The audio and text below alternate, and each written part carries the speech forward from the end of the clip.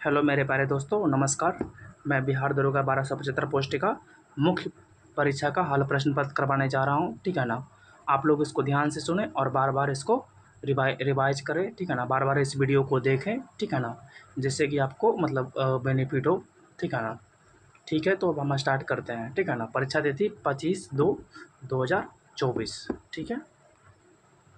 Okay.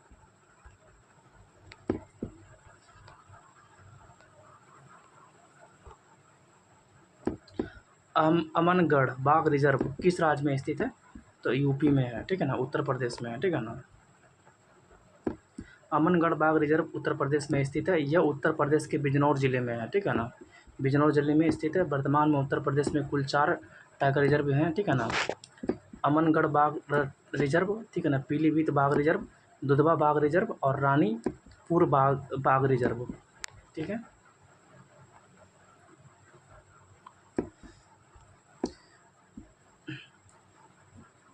Project tiger को इंदिरा गांधी सरकार द्वारा 1973 में उत्तराखंड के जिम कॉर्बेट नेशनल पार्क से लॉन्च किया गया था, ठीक है ना। वर्तमान में मार्च 2024 तक भारत में कुल 55 बाघ रिजर्व हैं, ठीक है ना। परीक्षा पे होगी महत्वपूर्ण बाघ रिजर्व राज्य और अधिसूचना वर्ष कमलांग, ठीक है ना, अरुणाचल प्रदेश में 2017 में मतलब इसका स्थापना हुआ था, ठीक है ना। अधिसूचना वर्ष है, ठीक है ना। श्री विल्लुपुथूर मेघामलाई तमिलनाडु में है, 2021 में इसका मतलब अधिसूचना वर्ष है। रामगढ़ विषधारी राजस्थान में है, 2022 में हुआ है। रानीपुर उत्तर प्रदेश में है, 2022 में अधिसूचना वर्ष है। वीरांगना दुर्गावती मध्य प्रदेश 2022 में मतलब इसका अधिसूचना वर्ष है। धौलपुर करौली राजस्थान में है, ये 2023 में मतलब इसका अधिसूचना वर्ष है, ठीक है ना। बिहार में एकमात्र tiger reserve Valmiki tiger reserve है, ठीक है ना, जो पश्चिमी चंपारण में जिले में स्थित है, ठीक है ना। आगे बढ़ते हैं। चरक किस वन से संबंधित थे? तो चरक जो थे कुषाण वन से संबंधित थे, ठीक है ना। चरक कुषाण वंश से संबंधित थे। चरक कुषाण वंश के महानतम शासक कनिष्क के दरबार में चिकित्सक के रूप में थे, ठीक है ना। कनिष्क के दरबार में पाशर्व, अश्वघोष, वसुमित्र और नागार्जुन जैसे विद्वान भी थे, ठीक है ना। कनिष्क ने पाटलिपुत्र पर आक्रमण कर अश्वघोष को प्राप्त किया था, ठीक है ना। कनिष्क को द्वितीय अशोक भी कहा जाता है, ठीक है ना। कनिष्क को द्वितीय अशोक भी कहा जाता है, ठीक है। आगे बढ़ते हैं। कनिष्क ने 78 ईस्वी में अपना राज्यारोहण किया तथा इसके उपलक्ष्य में शक संवत चलाया, ठीक है ना। शक संवत को भारत सरकार द्वारा प्रयोग में लाया जाता है, ठीक है ना। उल्लेखनीय है कि भारत में कुषाण वंश की स्थापना कुजूल कटफिसस 1565 ने की थी, ठीक है ना। कुजूल कटफिसस ने कुषाण वंश का स्थापना किया था, ठीक है ना। भीम कटफिसस 65 से 78 ईस्वी को भारत में कुषाण शक्ति का वास्तविक संस्थापक माना जाता है, ठीक है ना, भीम कटफिसस को, ठीक है ना। आगे बढ़ते हैं।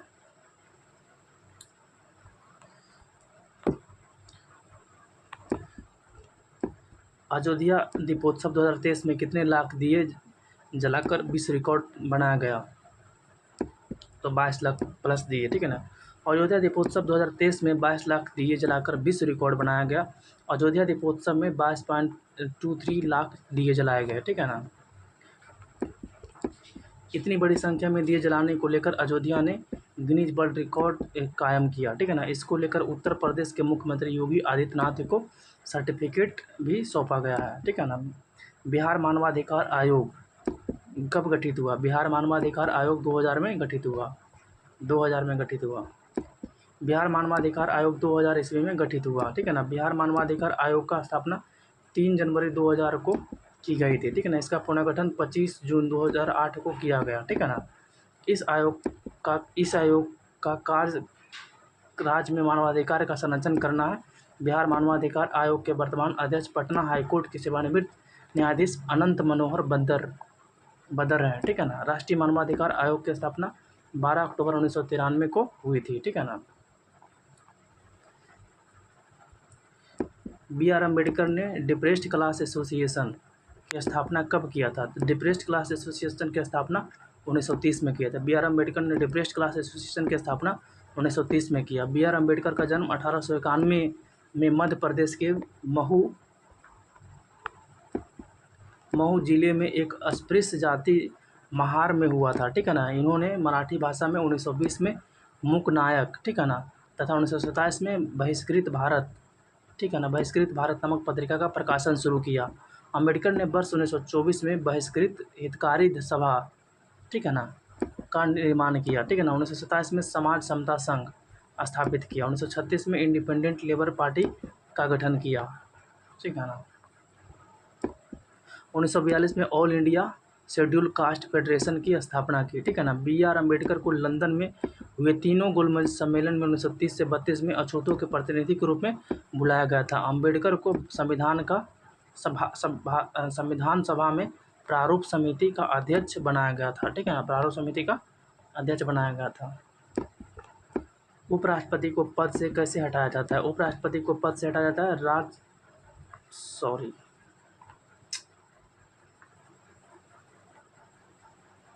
उपराष्ट्रपति को पद से कब हटाया जाता है? तो सी नंबर ऑप्शन, राज्यसभा के संकल्प द्वारा। ठीक है ना, राज्यसभा के संकल्प द्वारा। देखिए, उपराष्ट्रपति को राज्यसभा के संकल्प द्वारा पद से हटाया जाता है। उपराष्ट्रपति को पद से हटाने के लिए औपचारिक महाभियोग की आवश्यकता नहीं होती है। उपराष्ट्रपति को राज्यसभा में प्रभावी बहुमत से पारित संकल्प द्वारा हटाया जाता है। हालांकि इस संकल्प को लोकसभा में सामान्य बहुमत प्राप्त होना चाहिए। ठीक है ना, पुनः यह संकल्प केवल राज्यसभा में ही प्रस्तुत किया जा सकता है। ठीक है ना, लोकसभा में नहीं। ठीक है ना, परंतु ऐसा कोई प्रस्ताव पेश नहीं किया जा सकता है जब तक 14 दिन का अग्रिम नोटिस ना दिया गया हो। ठीक है ना, उल्लेखनीय है कि उपराष्ट्रपति को हटाने के लिए संविधान में कोई आधार नहीं दिया गया है। ठीक है ना, उपराष्ट्रपति को अपनी 5 वर्ष की पदावधि के उपरांत भी पद पर रह सकता है जब तक उसका कोई उत्तराधिकारी पद ग्रहण ना करे। राष्ट्रपति को हटाने के लिए महाभियोग की प्रक्रिया अपनाई जाती है। ठीक है ना, राष्ट्रपति को हटाने के लिए महाभियोग की प्रक्रिया अपनाई जाती है। उत्कल दिवस किस राज्य द्वारा मनाया जाता है? तो उड़ीसा। ठीक है ना, उत्कल दिवस उड़ीसा राज्य द्वारा मनाया जाता है। उड़ीसा राज्य का गठन 1 अप्रैल 1936 को हुआ था। ठीक है ना, इस दिन को उड़ीसा में उत्कल दिवस के रूप में मनाया जाता है। ठीक है ना, आर्द्रभूमि दिवस कब मनाया जाता है? आर्द्रभूमि दिवस 2 फरवरी को मनाया जाता है। ठीक ना, आर्द्रभूमि दिवस 2 फरवरी को मनाया जाता है। 5 जनवरी को राष्ट्रीय पक्षी दिवस के रूप में मनाया जाता है। ठीक है ना, 9 जनवरी को प्रवासी भारतीय दिवस के रूप में मनाया जाता है। 15 जनवरी को सेना दिवस के रूप में मनाया जाता है। 4 फरवरी को विश्व कैंसर दिवस के रूप में मनाते हैं। 21 फरवरी को अंतर्राष्ट्रीय मातृभाषा दिवस के रूप में मनाते हैं। 28 जनवरी को राष्ट्रीय विज्ञान के दिवस के रूप में मनाते हैं। 3 मार्च को विश्व वन्यजीव दिवस। 8 मार्च को अंतर्राष्ट्रीय महिला दिवस। ठीक है ना, 21 मार्च को विश्व वानिकी दिवस। 22 मार्च को विश्व जल दिवस के रूप में मनाते हैं। 7 अप्रैल को विश्व स्वास्थ्य दिवस के रूप में मनाते हैं। 3 मई को विश्व प्रेस स्वतंत्रता दिवस के रूप में मनाते हैं। 5 जून को विश्व पर्यावरण दिवस के रूप में मनाते हैं और 21 जून को अंतर्राष्ट्रीय योग दिवस के रूप में मनाते हैं। ठीक है ना, आगे बढ़ते हैं। अब देखिए, 20 जून को राष्ट्रीय सांख्यिकी दिवस के रूप में मनाते हैं। 29 जुलाई को अंतर्राष्ट्रीय बाघ दिवस के रूप में मनाते हैं। ठीक है ना, 29 अगस्त को राष्ट्रीय खेल दिवस के रूप में भी मनाते हैं। ठीक है ना, ठीक है। 8 सितंबर को अंतर्राष्ट्रीय साक्षरता दिवस के रूप में मनाते हैं। 21 सितंबर को अंतर्राष्ट्रीय शांति दिवस के रूप में मनाते हैं। 16 सितंबर को विश्व ओजोन परत के दिवस के रूप में मनाते हैं। 11 अक्टूबर को अंतर्राष्ट्रीय बालिका दिवस के रूप में मनाते हैं। 7 नवंबर को राष्ट्रीय कैंसर जागरूकता दिवस के रूप में मनाते हैं। ठीक है ना, और 22 दिसंबर को राष्ट्रीय गणित दिवस के रूप में मनाते हैं।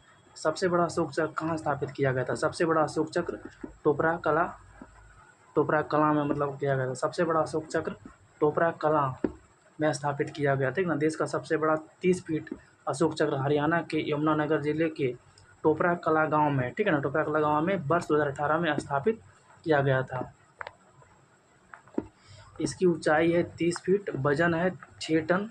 ठीक ना, रंग गोल्डन कलर का, 24 तिल्ली है। ठीक है ना, ताश के पत्तों में से लाल पत्ती की रानी के नहीं रहने की संभावना है। ठीक है ना, ये सब है अति का है, क्या बोलते हैं, रीजनिंग और मैथ का है, इसको खुद से कर लीजिएगा। ठीक है, ज्वार नदमुख एक्चुरी कौन सी नदी बनाती है? तो ज्वार नदमुख एक्चुरी जो बनाती है ताप्ती नदी बनाती है। ठीक है ना, ज्वार नदमुख एक्चुरी ताप्ती नदी बनाती है। ज्वार नदमुख एक्चुरी नदी के जल में तीव्र प्रवाह के कारण जब मुहाने पर साथ लाए मलबा व निक्षेप नहीं होता है तथा नदी जल के साथ मलबा मलबा भी समुद्र में गिर जाता है तो नदी का मुहाना उथला होने के बजाय गहरा हो जाता है। ऐसे गहरे मुहाने को ज्वार नदमुख कहते हैं। ठीक है ना। प्रायद्वीपीय भारत की अरब सागर में गिरने वाली नदियां प्रायः एस्चुरी ज्वार नदमुख का निर्माण करती है, जैसे नर्मदा एवं ताप्ती। डेल्टा नदी जब सागर में गिरती है तो वे वे वेग में अत्यधिक कमी के कारण मुहाने पर इसके मलबा का निक्षेप होने लगता है, जिससे वहाँ विशेष प्रकार के स्थल स्थल रूप का निर्माण होता है। इस स्थल रूप को डेल्टा कहते हैं। बंगाल की खाड़ी में गिरने वाली प्रमुख नदियाँ डेल्टा का निर्माण करती है, जैसे गोदावरी, कृष्णा और कावेरी, ये सब डेल्टा का निर्माण करती है। इब्न बतूता किस नदी से भारत आया था? ठीक है ना। किस सदी में, सॉरी, इब्न बतूता किस सदी में भारत आया था? किस सदी में भारत आया था? तो 14वीं सदी में भारत आया था इब्न बतूता। 14वीं सदी में भारत आया था। इब्न बतूता मोरक्को अफ्रीका का रहने वाला था, जो मोहम्मद बिन तुगलक के काल में 1333 में आया। ठीक है ना। इसे सुल्तान द्वारा दिल्ली का काजी नियुक्त किया गया। 1342 में सुल्तान मोहम्मद बिन तुगलक द्वारा इब्न बतूता को राजदूत के रूप में चीन भेजा गया। ठीक है ना। इब्न बतूता ने मोहम्मद बिन तुगलक के समय की घटनाओं को अपनी पुस्तक किताब उल रहला में वर्णन किया। ठीक है ना। विद्युत विद्युत शक्ति की इकाई है। विद्युत शक्ति की इकाई वाट है। ठीक है ना। विद्युत शक्ति की इकाई वाट होता है। विद्युत आवेश की इकाई मात्रक कूलम्ब होता है। ठीक है ना। ऊर्जा का मात्रक इकाई जूल होता है। ठीक है ना। विद्युत विभव और विभवांतर का मात्रक इकाई वोल्ट होता है। विद्युत धारा का एम्पियर होता है। विद्युत प्रतिरोध का ओम होता है। विद्युत चालकता का ओम पर ओम होता है। महो सीमेन भी होता है। ठीक है ना। सभी अम्ल में पाए जाने वाले तत्व हैं। ठीक है ना। हाइड्रोजन पाए जाते हैं सभी अम्ल में। डी नंबर ऑप्शन, सभी अम्ल में पाए जाने वाले तत्व हाइड्रोजन है। हाइड्रोजन आवर्त सारणी का प्रथम तत्व है। ठीक है ना। इसका संकेत यच है तथा परमाणु संख्या 1 होता है। हाइड्रोजन यस ब्लॉक का सदस्य है। हाइड्रोजन को भविष्य का ईंधन कहा जाता है। ठीक ना। इसके नाभिक में सिर्फ एक प्रोटॉन होता है। ठीक है ना। यह आवर्त सारणी का एकमात्र ऐसा तत्व है जिसके नाभिक में न्यूट्रॉन नहीं पाया जाता है। इसकी खोज 1766 ईस्वी में हेनरी कैवेंडिश ने की थी। ठीक है ना। प्रकाशिक तंतु किस नियम पर कार्य करते हैं? ठीक है ना। तो प्रकाशिक तंतु जो काम करते हैं किस नियम पर करते हैं? प्रकाश का पूर्ण आंतरिक परिवर्तन, अपवर्तन, परावर्तन होगा ना। 15 का शायद सी, 15 का क्या है, बी, परावर्तन होगा। ठीक है ना। बी, पूर्ण आंतरिक परावर्तन, बी नंबर ऑप्शन हो जाएगा। ठीक है ना। पूर्ण आंतरिक परावर्तन। ठीक है ना। प्रकाश तंतु प्रकाश के पूर्ण आंतरिक परावर्तन के नियम पर कार्य करते हैं। पूर्ण आंतरिक परावर्तन के लिए निम्नलिखित 2 शर्तों का पूरा होना आवश्यक है। प्रकाश सघन माध्यम से विरल माध्यम में जा रहा हो। ठीक है ना। सघन माध्यम से विरल माध्यम में। आपतन कोण, इंसिडेंट एंगल, क्रांतिक क्रिटिकल एंगल से बड़ा हो। ठीक है ना। पूर्ण आंतरिक परावर्तन में प्रकाश का परावर्तन 100% होता है। ठीक है ना। अर्थात इसमें प्रकाश का अपवर्तन बिल्कुल नहीं होता है। इस कारण पृष्ठ के जिस भाग से पूर्ण आंतरिक परावर्तन होता है वह बहुत चमकने लगता है। पूर्ण आंतरिक परावर्तन के उदाहरण, हीरा का अत्यधिक चमकना पूर्ण आंतरिक परावर्तन है। रेगिस्तान में मृग मरीचिका का दिखाई देना पूर्ण आंतरिक परावर्तन के उदाहरण है, एग्जाम्पल है। ठीक है ना। कांच का चटका हुआ भाग चमकीला दिखाई देता है पूर्ण आंतरिक परावर्तन के कारण। पानी में पड़ी हुई परखनली चमकीली दिखाई देती है पूर्ण आंतरिक परावर्तन के कारण। पानी में हवा भरे बुलबुले चमकते हैं पूर्ण आंतरिक परावर्तन के कारण। कालिक से धोता हुआ गोला चमकता है पूर्ण आंतरिक परावर्तन के कारण। प्रकाशिक ऑप्टिकल फाइबर्स पूर्ण आंतरिक परावर्तन के सिद्धांत पर काम करता है। ठीक है ना। ये मैथ का क्वेश्चन आप खुद से कर लीजिएगा। आगे बढ़ते हैं। कौन संयोजी ऊतक नहीं है? तो कौन संयोजी ऊतक नहीं है? हार्मोन जो होता है संयोजी ऊतक नहीं है। हार्मोन संयोजी ऊतक नहीं है। उपास्थि, रक्त और अस्थि, ठीक है ना, संयोजी ऊतक हैं। ठीक है। संयोजी ऊतक विभिन्न अंगों और ऊतकों को संबंध करता है। ठीक है ना, तथा उन्हें कुछ सहारा भी देता है। इस प्रकार के ऊतक में कोशिकाओं की संख्या कम होती है तथा अंतराकोशीय पदार्थ अधिक होते हैं। अंतरकोशिक पदार्थ को मैट्रिक्स कहते हैं, ठीक है ना, कहा जाता है। संयोजी ऊतक आंतरिक अंगों के रिक्त स्थानों में भरी रहती है, ठीक है ना। इसके अतिरिक्त ये रक्त नलिकाओं एवं तंत्रिका के चारों ओर अस्थिमज्जा, ठीक है ना, बोन मैरो में पाई जाती है। संयोजी ऊतक 3 प्रकार के होते हैं। संयोजी ऊतक कितने प्रकार 3 प्रकार के होते हैं। वास्तविक संयोजी ऊतक, कंकाल ऊतक, तरल ऊतक और संवहन ऊतक, ठीक है ना। वास्तविक संयोजी ऊतक के उदाहरण पे आते हैं। एरियोलर ऊतक और जालवत ऊतक वास्तविक संयोजी ऊतक हैं। कंकाल ऊतक शरीर के अंदर अंदर पाया जाता है, जैसे उपास्थि ऊतक और अस्थि, ये सब कंकाल ऊतक के हैं, ठीक है ना। उड़ीसा की बादाम पहाड़ी से कौन सा अयस्क निकाला जाता है। उड़ीसा की बादाम पहाड़ी से हेमाटाइट निकाला जाता है। उड़ीसा की बादाम पहाड़ी से हेमाटाइट अयस्क निकाला जाता है। हेमाटाइट एक प्रकार का लौह अयस्क है।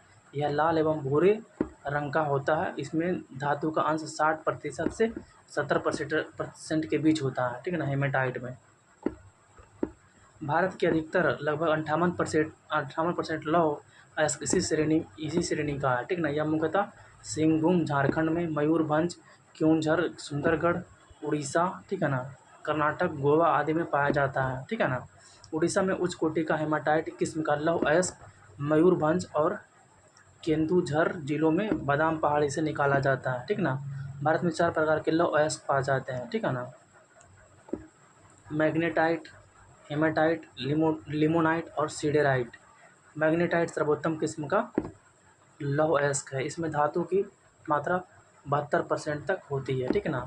भारत में यह मुख्यतः दक्षिण पूर्वी सिंहभूम, बाराजमदा झारखंड, बेल्लारी होसपेट कर्नाटक, बैलाडीला छत्तीसगढ़, ठीक है ना, आदि जगहों में पाया जाता है, ठीक है ना। लिमोनाइट में धातु का अंश 40% से 60% तक का होता है, ठीक है ना। पश्चिम बंगाल के रानीगंज क्षेत्र में, ठीक है ना, इस प्रकार के लौह अयस्क मिलते हैं, लिमोनाइट, ठीक है ना। सीडेराइट पे आते हैं। सीडेराइट में धातु का अंश 48% तक का होता है, ठीक है ना। इसका रंग भूरा होता है। लिमोनाइट और सीडेराइट निम्न कोटि का लौह अयस्क होता है। लिमोनाइट और सीडेराइट निम्न कोटि का लौह अयस्क होता है, ठीक है ना। सुंग वंश के बाद किस वंश का शासन किया। किस वंश ने शासन किया। तो सुंग वंश के बाद कण्व वंश ने शासन किया, ठीक है ना। सुंग वंश के बाद कण्व वंश ने शासन किया। सुंग वंश का अंतिम सम्राट देवभूति की हत्या करके वासुदेव ने 75 ईसा पूर्व में कण्व वंश की नींव रखी, ठीक है ना। वासुदेव ब्राह्मण वंश का था। वैदिक धर्म एवं संस्कृति संरक्षण की जो परंपरा सुंगों ने प्रारंभ की थी, इसे कण्व वंश ने जारी रखा। कण्व वंश में केवल 4 शासक हुए, वासुदेव, भूमिमित्र, नारायण और सुदर्शन, ठीक है ना। कण्व वंश के अंतिम शासक सुशर्मन की हत्या 30 ईसा पूर्व में सिमुक ने कर दी, ठीक है ना। ठीक है, एक नवीन ब्राह्मण वंश आंध्र सातवाहन वंश की नींव डाली। उल्लेखनीय है कि पुष्यमित्र शुंग ने 185 ईसा पूर्व में मौर्य शासक बृहद्रथ की हत्या करके शुंग वंश की स्थापना की, ठीक है ना। पुष्यमित्र कट्टर ब्राह्मणवादी था। पुष्यमित्र शुंग कट्टर ब्राह्मणवादी था, ठीक है ना। डीआरडीओ द्वारा विकसित अस्त्र, ठीक है ना, कैसी मिसाइल है। तो ये है वायु से वायु, ठीक है ना, वायु से वायु करने वाला। डीआरडीओ द्वारा विकसित अस्त्र वायु से वायु में मार करने वाली मिसाइल है। इस मिसाइल को अत्यधिक चालाक, ठीक है ना, मैनयूवर सुपरसोनिक विमान को निशाना लगाने और मार गिराने के लिए बनाया गया है, ठीक है ना। उल्लेखनीय है कि डीआरडीओ का गठन 1958 में किया गया था, ठीक है ना। 1916 में कांग्रेस अधिवेशन कहाँ आयोजित हुआ था। तो लखनऊ में हुआ था, ठीक है ना। 1916 में कांग्रेस अधिवेशन लखनऊ में आयोजित हुआ था। इस अधिवेशन की अध्यक्षता अंबिका चरण मजूमदार, ठीक है ना, की थी। यह सम्मेलन 2 घटनाओं की दृष्टि से महत्वपूर्ण रहा है, ठीक है ना। उग्रवादियों को 9 वर्ष उपरांत कांग्रेस में पुनः वापसी हुई, जिन्हें 1907 में सूरत अधिवेशन में कांग्रेस के निष्कासित कर दिया गया था, ठीक है ना। कांग्रेस और मुस्लिम लीग के बीच ऐतिहासिक लखनऊ समझौता हुआ, ठीक है ना। इस अधिवेशन में कांग्रेस ने मुस्लिमों को पृथक सांप्रदायिक निर्वाचन मंडल की मांग को स्वीकार कर लिया, ठीक है ना। मदन मोहन मालवीय ने कांग्रेस व मुस्लिम लीग के मध्य होने वाले समझौते का विरोध किया, ठीक है ना। कांग्रेस का पहला विभाजन किस वर्ष हुआ था?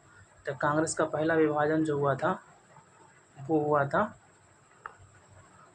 सूरत अधिवेशन 1907 में हुआ था, ठीक है ना, 1907 में हुआ था। कांग्रेस का पहला विभाजन सूरत अधिवेशन 1907 में हुआ था। कांग्रेस 1907 में सूरत में आयोजित कांग्रेस अधिवेशन में उग्रवादियों और उग्रवादियों में अध्यक्ष पद को लेकर विवाद हो गया, ठीक है ना। उग्रवादी लाला लाजपत राय और कांग्रेस का अध्यक्ष बनना चाहते थे, वही उदारवादी रास बिहारी घोष को अध्यक्ष बनाना चाहते थे, ठीक है ना। अंततः इस अधिवेशन की अध्यक्षता उदारवादी नेता रास बिहारी घोष ने की। सूरत विभाजन का दूसरा कारण बंगाल विभाजन के विरोध में प्रभाव किए गए स्वदेशी आंदोलन के दौरान उत्पन्न परिस्थितियों की वजह से कांग्रेस के भीतर उपजा नरम दल व गरम दल के मध्य विवाद था। वस्तुतः उदारवादी स्वदेशी व बहिष्कार आंदोलन का प्रसार केवल बंगाल तक सीमित रखना चाहते थे, जबकि उग्रवादी इस आंदोलन को व्यापक तौर पर भारत के अन्य हिस्सों में भी फैलाना चाहते थे।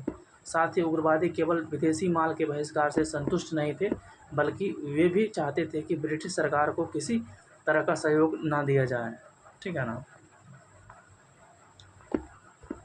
तीसरा कारण भारत में 1905 में आए प्रिंस ऑफ वेल्स के स्वागत समारोह को लेकर था। उग्रवादियों ने इसका विरोध किया था, ठीक है ना, उग्रवादियों ने इसका विरोध किया था।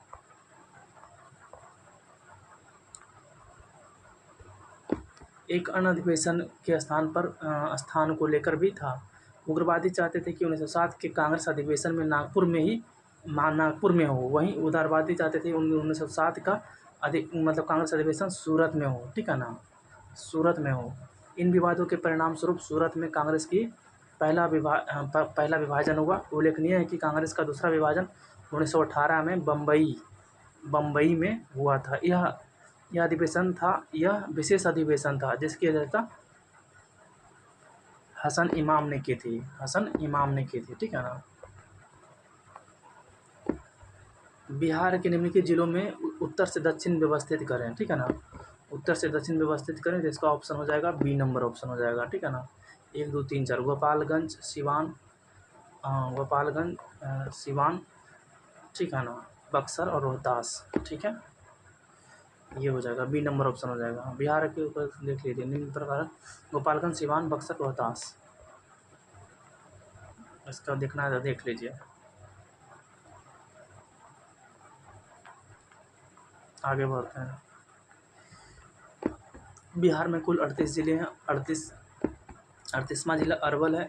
बिहार में कुल 9 प्रमंडल है: पटना, सारण, मगध, दरभंगा, तिरहुत, पूर्णिया, कोसी, भागलपुर, मुंगेर। बिहार में कुल 101 अनुमंडल तहसील हैं।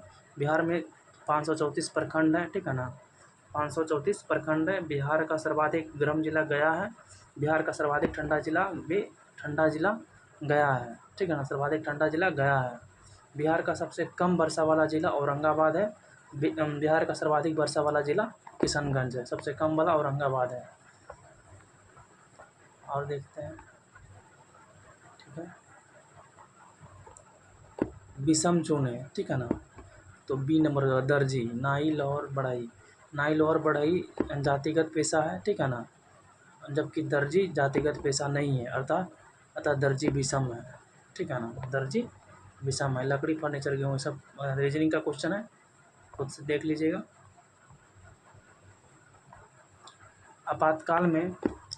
आपातकाल में कौन सा अनुच्छेद निष्क्रिय नहीं होता है, ठीक है ना, आपातकाल में सी नंबर,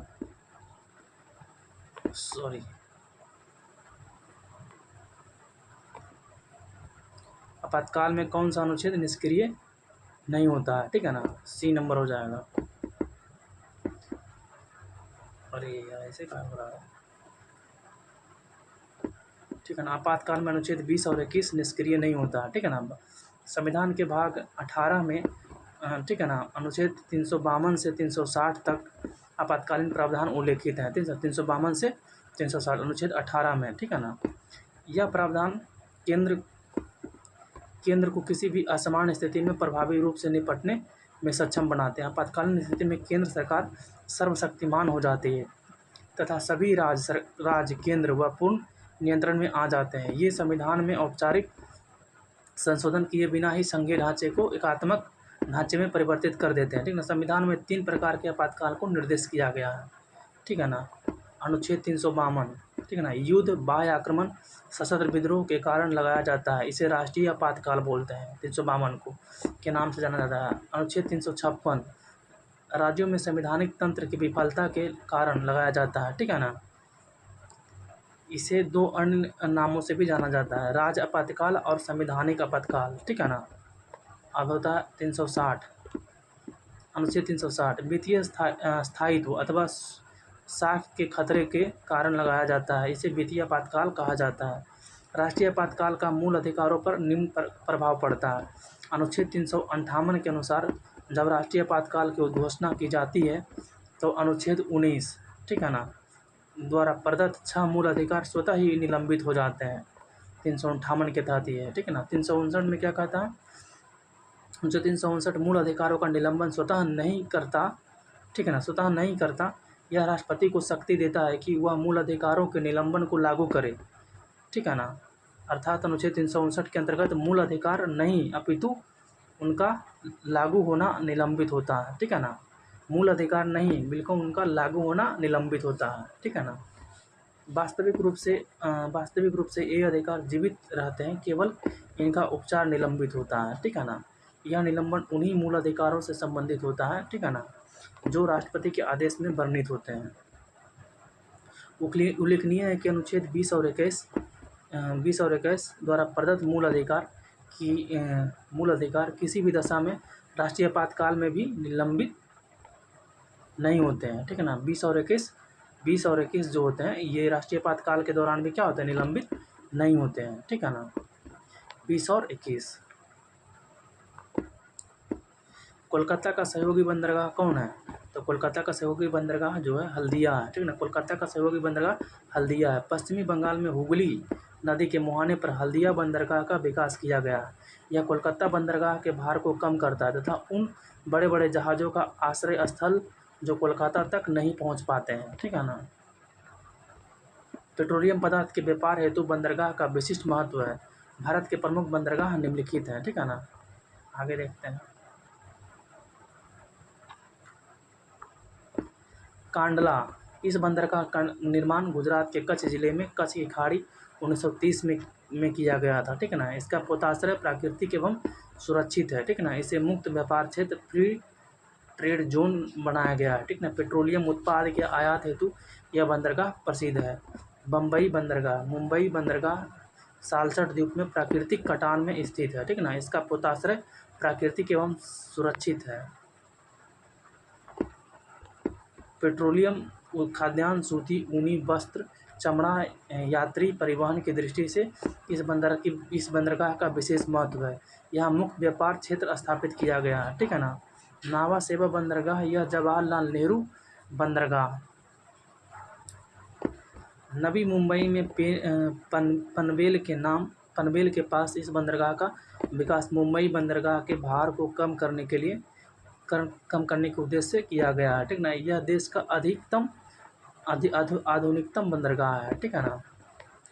नावा सोबा बंदरगाह मर्मुगाओ बंदरगाह पे आते हैं, ठीक है ना। मर्मुगुआ, यह गोवा में जुआरी नदी के तट पर स्थित है। यह एक प्राकृतिक बंदरगाह है। यहाँ लौह अयस्क का बहुतायत में निर्यात किया जाता है। न्यू मंगलोर, कर्नाटक में स्थित यह इस बंदरगाह से केंद्रमुख के लौह अयस्क को निर्यात किया जाता है। न्यू मंगलोर से, ठीक है ना। यह रेल लाइन एवं NH7 द्वारा बम्बई एवं कोचीन से जुड़ा है, ठीक है ना। NH70 द्वारा मुंबई और कोचीन से जुड़ा है। कोची, केरल के तट पर वेलिंगटन द्वीप पर स्थित यह एक प्राकृतिक बंदरगाह है। यह समुद्र के समानांतर विशाल लैगून के मुहाने पर स्थित है। यहाँ से मुख्यतः नारियल उत्पाद, काजू, चाय, रबर, मसाले निर्यात किए जाते हैं। नई तुतिकोरिन बंदरगाह, तमिलनाडु तट के सहारे मन्नार की खाड़ी में इसकी अवस्थिति है, ठीक है ना। चेन्नई, पूर्वी तट पर यह भारत का प्रमुख बंदरगाह है। यह एक कृत्रिम बंदरगाह है। मुंबई के पश्चात यह भारत का दूसरा सर्वाधिक व्यापार करने वाला बंदरगाह है। एनोरिया बंदरगाह तमिलनाडु के तट पर चेन्नई के उत्तर में स्थित है। चेन्नई के भार को कम करने के लिए इसे विकसित किया गया है, ठीक ना। कोयले के व्यापार हेतु इस बंदरगाह का विशेष महत्व है, ठीक ना। विशाखापत्तनम पे आते हैं। आंध्र प्रदेश में स्थित यह देश का एक गहरा एवं अच्छा प्राकृतिक बंदरगाह है, ठीक है ना। पोताश्रय के मुख पर डॉल्फिन नोज नामक पहाड़ी के समुद्र में निकले होने के कारण यह तूफानों से स्वतः सुरक्षित है, ठीक है ना। बैलाडेला क्षेत्र के लौह अयस्क का निर्यात इसी बंदरगाह से किया जाता है, ठीक है ना। पारादीप उड़ीसा के तट पर स्थित यह एक कृत्रिम बंदरगाह है। पारादीप जो है कृत्रिम बंदरगाह है। यहाँ यांत्रिक तरीके से लौह अयस्क एवं कोयला लादन उतारने की सुविधा है, ठीक है ना। ठीक है, कोलकाता पे आते हैं। कोलकाता पश्चिम बंगाल में हुगली नदी के बाएं तट पर अवस्थित यह एक नदी पतन है, ठीक है ना। हुगली नदी में गाद जमने की समस्या के कारण कोलकाता तक भारी जलयान नहीं जा पाता। इसके लिए कोलकाता ने 64 किलोमीटर दूर खुली खाड़ी में डायमंड हार्बर का निर्माण किया गया है। डायमंड हार्बर का निर्माण किया गया है, ठीक है। ये सब देख लीजिए, यही सब है। समान नागरिक संहिता का प्रावधान किस अनुच्छेद के अंतर्गत है? समान नागरिक संहिता जो है अनुच्छेद 44 के अंतर्गत। समान नागरिक संहिता का प्रावधान अनुच्छेद 44 के अंतर्गत है। राज्य के नीति तत्वों का उल्लेख संविधान के भाग 4 के अनुच्छेद 36 से 51 तक में किया गया है, ठीक है ना। परीक्षापयोगी महत्वपूर्ण नीति निर्देशक तत्व निम्नलिखित हैं। अनुच्छेद 37 निर्देशक तत्व देश के शासन में मूलभूत है और विधि बनाने में इन तत्वों को लागू करना राज्य का कर्तव्य होगा। अनुच्छेद 38 राज्य द्वारा जन कल्याण के लिए सामाजिक व्यवस्था को बढ़ावा देना। अनुच्छेद 39 का ए समान न्याय एवं निःशुल्क कानूनी सहायता। अनुच्छेद 40 में ग्राम पंचायतों का संगठन है। अनुच्छेद 41 में कुछ मामलों में काम का अधिकार, शिक्षा का अधिकार और सार्वजनिक सहायता, ठीक है ना। अनुच्छेद 42 में न्यायोचित व मानवीय कार्यदशाओं तथा मातृत्व सहायता के लिए प्रावधान है। अनुच्छेद 43 में कर्मचारियों को निर्वाह वेतन आदि, ठीक है ना। अनुच्छेद 43 का ए में क्या है? उद्योग के प्रबंधन में कर्मचारियों को सहभागिता। अनुच्छेद 43 के बी में क्या है? सहकारी समितियों का प्रोत्साहन। अनुच्छेद 45 में क्या है? बालपन पूर्व देखभाल तथा 6 वर्ष से कम आयु के बच्चों की शिक्षा, ठीक है ना। अनुच्छेद 46 में क्या? अनुसूचित जाति जनजाति एवं कमजोर वर्गों के शैक्षिक तथा आर्थिक हितों को बढ़ावा देना, ठीक है ना। अनुच्छेद 47 में क्या है? पोषाहार का स्तर बढ़ाने तथा जीवन स्तर को सुधारने तथा जन स्वास्थ्य की स्थिति को बेहतर करने संबंधी सरकार का कर्तव्य होगा, ठीक है ना। अनुच्छेद 48 में क्या है? कृषि एवं पशुपालन का संगठन। अनुच्छेद 48 के ए में पर्यावरण संरक्षण एवं संवर्धन तथा वन एवं वन्यजीवों का सुरक्षा, ठीक है ना। अनुच्छेद 49 में क्या है? स्मारकों तथा राष्ट्रीय महत्व के स्थानों एवं वस्तुओं का संरक्षण। अनुच्छेद 50 में क्या है? न्यायपालिका का कार्यपालिका से अलगाव। अनुच्छेद 51 में क्या? अंतर्राष्ट्रीय शांति एवं सुरक्षा का प्रोत्साहन। अनुच्छेद 51 में है। 14वां अखिल भारतीय पुलिस कमांडो प्रतियोगिता 22 जनवरी 2024 को कहाँ आयोजित किया गया था? वो कहाँ आयोजित हुआ, ठीक है ना। तो हुआ था कुपुलपद्दा विशाखापत्तनम में हुआ था, ठीक है ना। 14वां अखिल भारतीय पुलिस कमांडो प्रतियोगिता 22 जनवरी 2024 को कुपुलपद्दा विशाखापत्तनम में आयोजित हुआ, ठीक है ना। पूगा घाटी लद्दाख के किस लिए प्रसिद्ध है? तो पूगा घाटी लद्दाख भूतापीय ऊर्जा के लिए प्रसिद्ध है। पूगा घाटी लद्दाख भूतापीय ऊर्जा के लिए प्रसिद्ध है। भूतापीय ऊर्जा प्रणाली के अंतर्गत भूतापीय ताप एवं जल की अभिक्रिया से उत्पन्न गर्म वाष्प के द्वारा ऊर्जा का उत्पादन किया जाता है, ठीक है ना। पूगा घाटी लद्दाख की तरह हिमाचल प्रदेश का मणिकरण भूतापीय ऊर्जा के लिए प्रसिद्ध है। झारखंड के सूर्यकुंड एवं उत्तराखंड के तपोवन में भूतापीय ऊर्जा की मौजूदगी का पता चला है, ठीक है ना। राष्ट्रीय भूगर्भीय अनुसंधान संस्था हैदराबाद में है, ठीक है ना। राष्ट्रीय भूगर्भीय अनुसंधान संस्थान कहाँ है? हैदराबाद में है, जो भूतापीय ऊर्जा को संभावित क्षेत्रों की खोज का कार्य करता है, ठीक है ना। लोकसभा अध्यक्ष एवं उपाध्यक्ष दोनों अनुपस्थित हो तो लोकसभा के बैठक को सुगम कौन बनाता है? ठीक है ना। दोनों जब अनुपस्थित हो तो अध्यक्ष पैनल द्वारा, ठीक है ना। लोकसभा अध्यक्ष एवं उपाध्यक्ष दोनों जब अनुपस्थित हो तो लोकसभा के बैठक को सुगम कौन बनाता है? अध्यक्ष पैनल द्वारा। लोकसभा अध्यक्ष और उपाध्यक्ष दोनों अनुपस्थित हो तो लोकसभा की बैठक को अध्यक्ष पैनल द्वारा सुगम बनाया जाता है, ठीक है ना। देखिए, संसद के प्रत्येक सदन के अपने पीठासीन अधिकारी होते हैं। लोकसभा में अध्यक्ष व उपाध्यक्ष और राज्यसभा में सभापति और उपसभापति होते हैं। इसके अलावा लोकसभा में सभापति का पैनल तथा राज्यसभा में उपसभापति का पैनल भी नियुक्त किया जाता है, ठीक है ना। अर्थात जब लोकसभा अध्यक्ष और उपाध्यक्ष दोनों अनुपस्थित हो तो लोकसभा के सभापति पैनल में शामिल लोकसभा के सदस्य द्वारा लोकसभा की बैठक को संचालित किया जाएगा, ठीक है ना। लोकसभा के सभापति पैनल में शामिल लोकसभा के सदस्य द्वारा लोकसभा की बैठक संचालित होगा, ठीक है। इसी तरह जब राज्यसभा में सभापति व उपसभापति दोनों अनुपस्थित हो तो राज्यसभा के उपसभापति पैनल, ठीक है ना, उपसभापति पैनल में शामिल राज्यसभा के सदस्य तथा राज्यसभा की बैठक को संचालित किया जाता है, ठीक है ना। उसमें कौन पैनल? सभापति पैनल, ठीक है ना। और इसमें उपसभापति पैनल। देखिए, अर्थात लोकसभा अध्यक्ष उपाध्यक्ष दोनों उपस्थित हो तो लोकसभा के सभापति पैनल अनुपस्थित हो तो राज्यसभा के उपसभापति पैनल, ठीक है ना, उपसभापति पैनल में शामिल, ठीक है ना। आगे बढ़ते हैं। लोकसभा के नियमों के अंतर्गत अध्यक्ष सदस्यों में से 10 को सभापति तालिका के लिए निम्नांकित करता है, ठीक है ना। इनमें से कोई भी अध्यक्ष या उपाध्यक्ष की अनुपस्थिति में संसद का पीठासीन अधिकारी हो सकता है। पीठासीन होने पर उसकी शक्ति अध्यक्ष के ही समान होती है, ठीक ना। वह तब तक पद धारण करता है जब तक कोई नई सभा तालिका में नामांकित ना हो जाए, ठीक है ना। जब इस पैनल का सदस्य अनुपस्थित रहता है तो सदस्य किसी अन्य व्यक्ति को अध्यक्ष निर्धारित करता है, ठीक है। उल्लेखनीय है कि जब अध्यक्ष या उपाध्यक्ष का पद रिक्त हो तो सभापति तालिका पैनल सदस्य सदन का पीठासीन अधिकारी नहीं हो सकता है, ठीक है ना। इस अवधि के लिए अध्यक्ष के कर्तव्य का निर्वाह वह व्यक्ति करेगा जो राष्ट्रपति ने नियुक्त किया हो, ठीक है ना, राष्ट्रपति ने नियुक्त किया हो, ठीक है ना। आगे बढ़ते हैं। लोकसभा अध्यक्ष के चुनाव की तिथि किसके द्वारा घोषित किया जाता है? लोकसभा के अध्यक्ष के चुनाव के लिए, ठीक है ना, राष्ट्रपति के द्वारा, ठीक है ना। लोकसभा अध्यक्ष के चुनाव राष्ट्रपति के द्वारा मतलब उसकी तिथि को घोषित किया जाता है। लोकसभा अध्यक्ष के चुनाव की तिथि राष्ट्रपति द्वारा घोषित किया जाता है। नवगठित संसद की पहली बैठक के पश्चात उपस्थित सदस्यों के बीच से अध्यक्ष का चुनाव किया जाता है, ठीक है ना। राष्ट्रपति लोकसभा अध्यक्ष के चुनाव की तारीख निर्धारित करता है। आमतौर पर अध्यक्ष लोकसभा के जीवन काल तक पद धारण करता है, ठीक है ना। आमतौर पर अध्यक्ष लोकसभा के जीवन काल तक पद धारण करता है। हालांकि उसका पद निम्नलिखित 3 मामलों में से इस पहले भी समाप्त हो सकता है। कब समाप्त हो सकता है?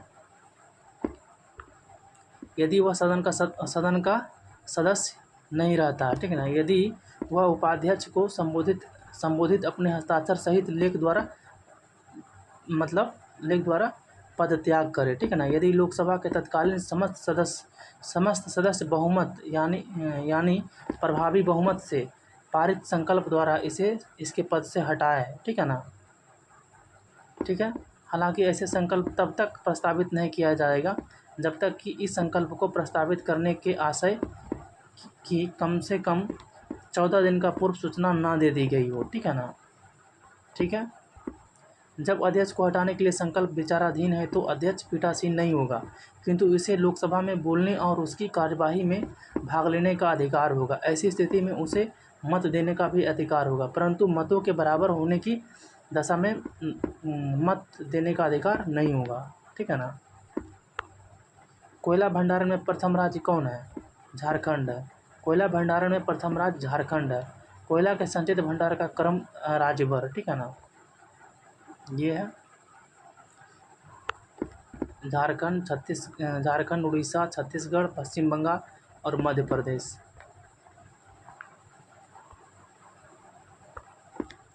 भारत के कुल संचित भंडार का लगभग 99% कोयला गोंडवाना संरचना में पाया जाता है, ठीक है ना, जिसका निर्माण मुख्यतः कार्बोनिफेरस एवं पर्मियन काल, ठीक है ना, में हुआ था, ठीक है ना। शेष कोयला टर्सरी काल का है, शेष कोयला टर्सरी काल का। गोंडवाना कोयला क्षेत्र दामोदर, सोन, महानदी, गोदावरी, पेंच, वर्धा आदि नदी घाटियों का कोयला क्षेत्र है, ठीक है ना।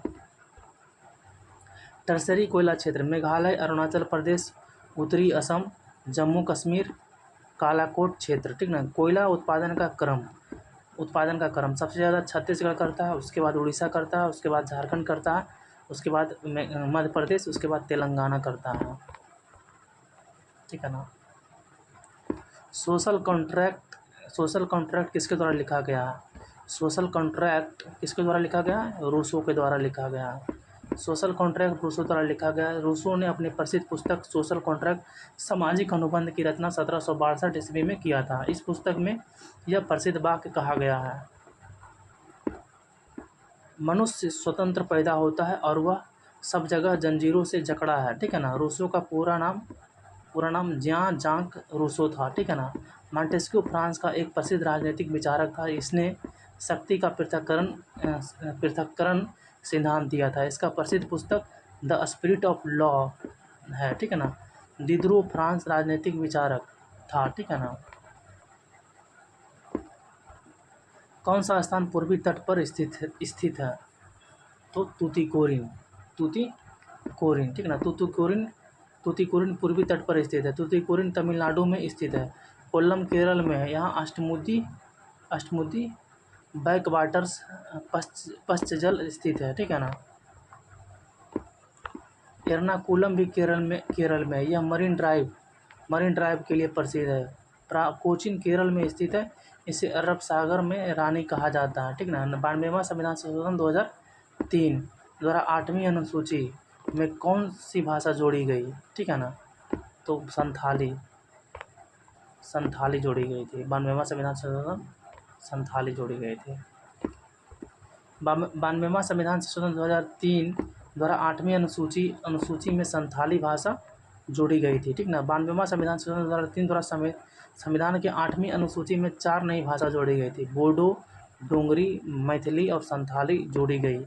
इस प्रकार 8वीं अनुसूची में अब तक कुल 22 भाषाओं का उल्लेख है, ठीक है ना। योजना आयोग किस वर्ष स्थापित हुआ? योजना आयोग जो स्थापित हुआ है, ए नंबर ऑप्शन हो जाएगा, ठीक है ना। 1950 में स्थापित हुआ योजना आयोग, ठीक है ना।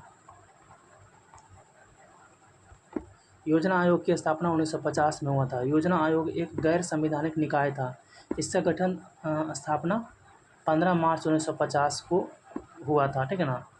भारत में पंचवर्षीय योजना को योजना आयोग के द्वारा लागू किया गया, ठीक है ना। 1 जनवरी 2015 को योजना आयोग के स्थान पर नीति आयोग की स्थापना हुआ, ठीक है ना। 1 जनवरी 2015 को नीति आयोग सहकारी संघवाद के विचार के साथ कार्य करता है। नीति आयोग एक थिंक टैंक संस्था है, ठीक है ना। थिंक टैंक संस्था है। नीति आयोग का अध्यक्ष प्रधानमंत्री होता है, ठीक है ना। योजना आयोग टॉप डाउन दृष्टिकोण, ठीक है ना, पर आधारित था, जबकि नीति आयोग बॉटम अप दृष्टिकोण पर केंद्रित है, ठीक है ना। नीति आयोग ने आकांक्षी जिला कार्यक्रम SDG, इंडिया इंडेक्स, अटल इनोवेशन मिशन आदि पहलों को शुरू किया है, ठीक है ना। नीति आयोग आकांक्षी जिला कार्यक्रम SDG, इंडिया इंडेक्स, अटल इनोवेशन मिशन आदि का इनोवेशन मतलब शुरू किया है, ठीक है ना। सही सुमेल करें, ये नंबर हो जाएगा। भारत का संघ, ठीक है ना, प्रधानमंत्री, ठीक है, और राज्यपाल, नगर निगम, महापौर, ग्राम पंचायत, सरपंच, ये होगा। देखिए भारत का संघ प्रधानमंत्री, राज्यपाल, नगर निगम, महापौर, ठीक है ना, ग्राम पंचायत, सरपंच। प्रधानमंत्री भारत में सरकार का वास्तविक प्रधान प्रमुख होता है, ठीक है ना, अर्थात प्रधानमंत्री सरकार का प्रमुख होता है। भारत में संसदीय व्यवस्था लागू है जिसे राष्ट्रपति केवल नाम मात्र का कार्यकारी प्रमुख होता है, अर्थात राष्ट्रपति राज्य देश का प्रमुख होता है, ठीक है ना। अनुच्छेद 75 में वर्णित है कि राष्ट्रपति प्रधानमंत्री की नियुक्ति करेगा, ठीक है ना। प्रधानमंत्री को पद एवं गोपनीयता की शपथ राष्ट्रपति दिलवाता है, ठीक है ना। राज्यपाल राज्य कार्यकारी प्रमुख संवैधानिक प्रमुख होता है। राज्यपाल केंद्र सरकार के प्रतिनिधि के रूप में कार्य करता है। अनुच्छेद 153 में राज्यों के लिए राज्यपाल का वर्णन है। नगर निगम शहरों में स्थानीय स्वशासन का सबसे ऊपरी स्तर है, ठीक है ना। इसके प्रमुख को महापौर कहा जाता है, ठीक है ना।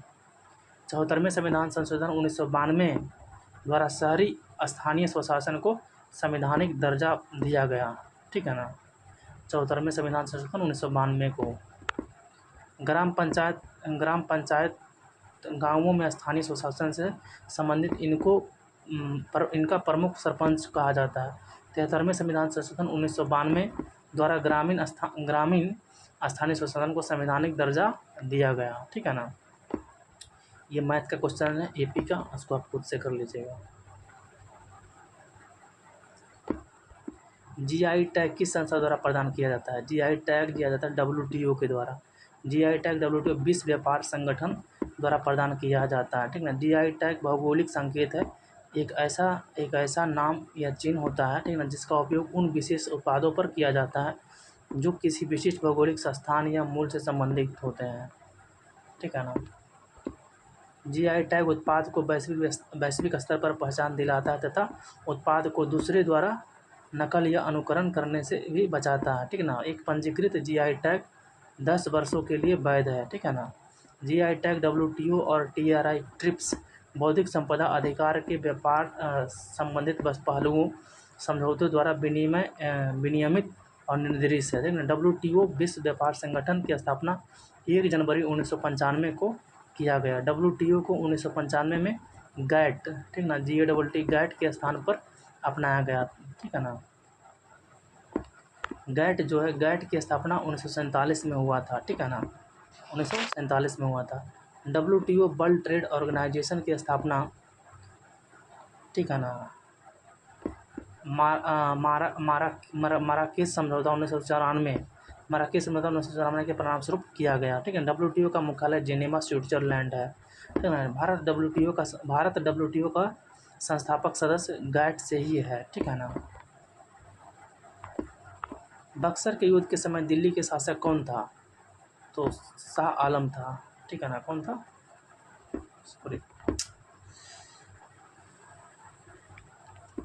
शाह आलम था, ठीक है ना। कौन था? शाह आलम था। बक्सर के युद्ध के समय दिल्ली का शासक शाह आलम द्वितीय था, ठीक है ना। बक्सर का युद्ध 22 अक्टूबर 1764 को हुई। यह युद्ध अंग्रेजों एवं बंगाल के नवाब मीर कासिम और मुगल सम्राट शाह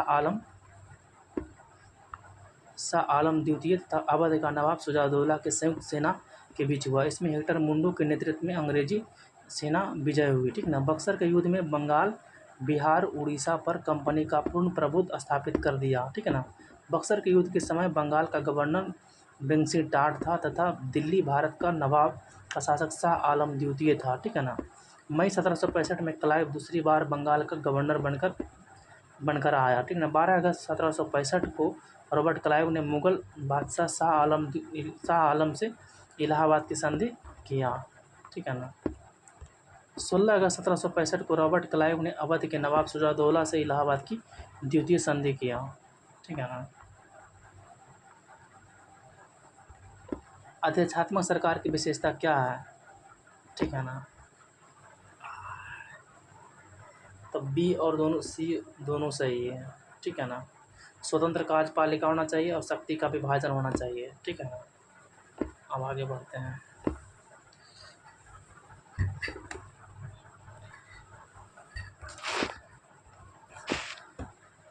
अधिष्ठात्मक सरकार की विशेषता शक्ति का विभाजन और स्वतंत्र न्याय कार्यपालिका, ठीक है ना। अमेरिका में अध्यक्षीय प्रणाली लागू है। भारत में संसदीय प्रणाली लागू है जिसे ब्रिटेन से अपनाया गया है। संसदीय व्यवस्था में कार्यपालिका अपनी नीतियों एवं कार्यों के लिए विधायिका के प्रति उत्तरदायी होती है, ठीक है ना। अध्यक्षीय शासन अध्यक्षीय शासन व्यवस्था राष्ट्रपति राष्ट्रपति की शासन वाली व्यवस्था सरकार में कार्यपालिका अपनी नीतियों एवं कार्यों के लिए विधायिका के प्रति उत्तरदायी नहीं होता है, ठीक है ना। संसदीय सरकार में कैबिनेट सरकार या उत्तरदायी सरकार कहा जाता है, ठीक है ना। यह ब्रिटेन, भारत, जापान, कनाडा आदि में प्रचलित है। अध्यक्षीय सरकार को गैर सरकारी या निश्चित कार्यकारी व्यवस्था भी कहा जाता है, ठीक ना। यह अमेरिका, ब्राज़ील, रूस, श्रीलंका आदि में देशों में प्रचलित है, ठीक है ना। ये रीजनिंग खुद से कर लीजिएगा, ठीक है, ठीक है, ठीक है। बोस आइंस्टीन कंडेंसेट, ठीक है ना, में होती है, क्या होती है, बहुत कम गतिज ऊर्जा होती है। बोस आइंस्टीन कंडेंसेट में बहुत कम गतिज ऊर्जा होती है, ठीक ना। बोस आइंस्टीन कंडेंसेट BEC को पदार्थ की पांचवी अवस्था कहा जाता है, ठीक है ना। पदार्थ की अन्य 4 अवस्थाएं इस प्रकार है: ठोस, द्रव, गैस, प्लाज्मा, ठीक है।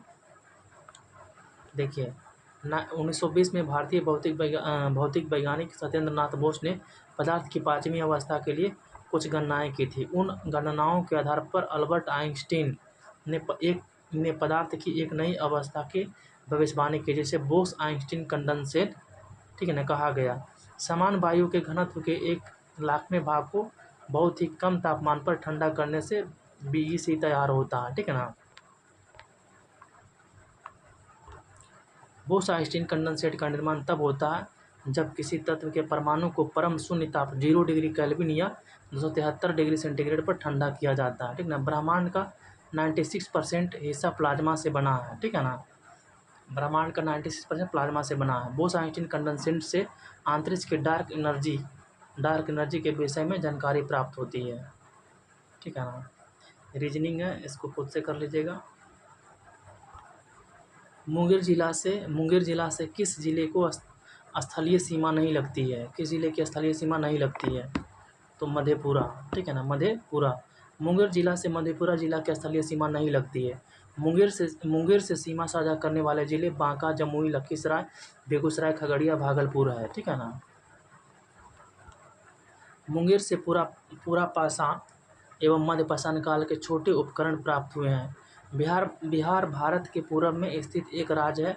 बिहार नाम बौद्ध बिहारों की अधिकता के कारण पड़ा, ठीक है ना। बिहार के उत्तर में नेपाल, दक्षिण में झारखंड, पूर्व में पश्चिम बंगाल और पश्चिम में उत्तर प्रदेश है। बिहार में कुल 9 गो प्रमंडल है, जिसके अंतर्गत 38 जिले हैं, ठीक है ना। बिहार का स्थापना दिवस 22 मार्च है, ठीक है ना। बिहार एक भू आबाद लैंड लॉक्ड राज्य है, ठीक है ना। पूर्वी पश्चिमी गलियारा सिलचर को किससे जोड़ता है? सिलचर को किससे जोड़ता है जी? तो 48 का देखते हैं, डी, ठीक है ना, पोरबंदर को, ठीक है ना। पूर्वी पश्चिमी गलियारा सिलचर को किससे जोड़ता है? पोरबंदर से जोड़ता है।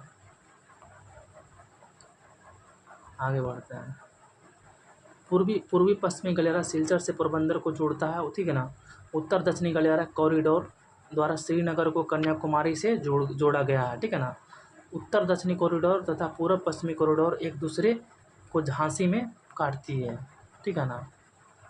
स्वर्णिम चतुर्भुज योजना के तहत 4 बड़े मेगा सिटी, ठीक है ना, मुंबई, चेन्नई, कोलकाता और दिल्ली, ठीक है ना, दिल्ली को मतलब भारतमाला परियोजना, ठीक है ना, इस सड़क परिवहन और राजमार्ग मंत्रालय द्वारा 2015 में शुरू किया गया। यह सड़क विकास से मतलब जुड़ी हुई है, ठीक है ना। सेतु भारतम परियोजना, इसे वर्ष 2016 में सड़क परिवहन और राजमार्ग मंत्रालय द्वारा शुरू किया गया है, ठीक है ना।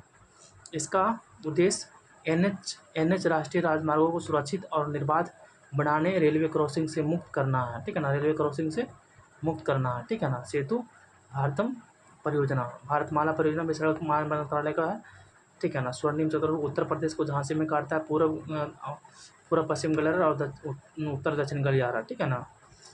स्वर्णिम परियोजना 4 बड़े महानगरों को जोड़ते हैं, ठीक है। हाल ही में मरणोपरांत भारत रत्न सम्मान किसे दिया गया? ठीक है ना, तो कर्पूरी ठाकुर को दिया गया। हाल ही में कर्पूरी ठाकुर को मरणोपरांत मृत्यु के बाद भी मतलब क्या हुआ, भारत रत्न पुरस्कार दिया गया, ठीक है ना। कर्पूरी ठाकुर का जन्म बिहार के समस्तीपुर जिले के पझौती यहाँ मतलब में हुआ था, ठीक है ना। कर्पूरी ठाकुर को जननायक के नाम से भी जानते हैं, जननायक के नाम से भी क्या है जानते हैं, ठीक है ना, जाना जाता है, ठीक है ना। कर्पूरी ठाकुर 1970 से 71 तथा 1977 से 79 तक 2 बार बिहार के 11वें मुख्यमंत्री रहे हैं, ठीक है ना। कर्पूरी ठाकुर को अन्य पिछड़ा वर्ग ओबीसी को आरक्षण प्रदान करने में महत्वपूर्ण भूमिका निभाई थी, ठीक है ना।